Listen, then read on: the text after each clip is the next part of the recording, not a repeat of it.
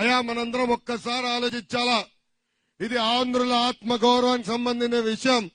ఈ రోజు కేసీఆర్ గారు ఆంధ్ర రాష్ట్రంగా వస్తున్నారంటే దానికి కారణం రెండే రెండు. ఎట్టి పరిస్థితుల్లో పోలవరం ప్రాజెక్ట్ అయ్యేదానికి లేదు. పోలవరం ప్రాజెక్ట్ లో 30 మండలాలు తిరిగి వెనక్కి తీసుకోవాలని ప్రయత్నిస్తున్నాడు ఆయన. చేస్తే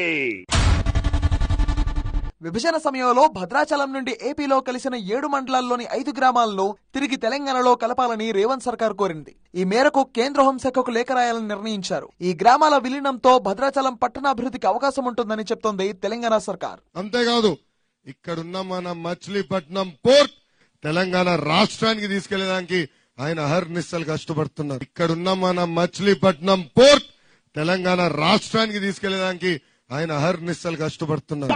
చేస్తే మరో డిమాండ్ ఏంటంటే ఏపీలోని తీర ప్రాంతం